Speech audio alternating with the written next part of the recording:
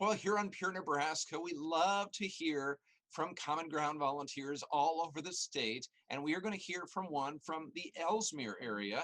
Joining me now is Anita Keys. Ellesmere is in Cherry County. Yes, clear in the southeast corner of Cherry County, which is home to 166,000 cattle and only 6,000 people. All right, sounds good. And today, actually, you're talking about gardening. And we wanted to talk more about why you think there's a renewed interest in gardening. Well, and gardening is something I have done for a long time. Probably didn't enjoy it as much as a kid when mom would make me go out to the garden and weed and those sorts of things. But now as an adult, I really have learned to enjoy it.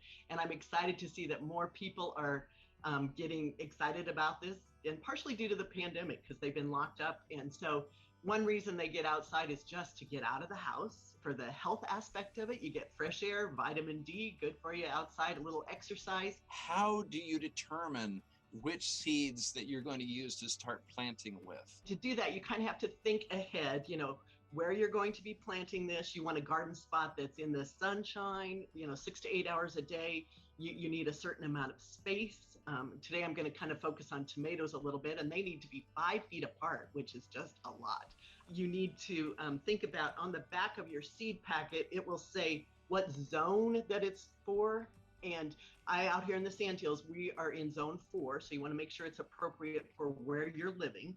If you have old seeds, you take those seeds, even if the date is outdated, and you might want to test the seed viability by taking 10 seeds, you put them on a piece of paper towel or a napkin, roll them up, put them in a Ziploc bag, keep them moist inside of there in a warm place.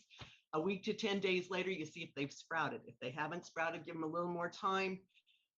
And the other thing is, I wouldn't even throw them out. I just plant more of them closer together, kind of thing. So you don't waste your seeds. Is there anything else we should know when it comes to gardening? Okay, and I wanted to talk a little bit about resources. Who do you go to find out really good information? And of course, I will plug the extension service here. They are really good about that. And another good source is just your neighborhood gardener. The little guy down the street that has a fabulous gardener, and they love to be the expert, and they love to share and keep track, learn from your mistakes, which we've done through the years too. So all in all, I just wish you all the best and to have great fun gardening.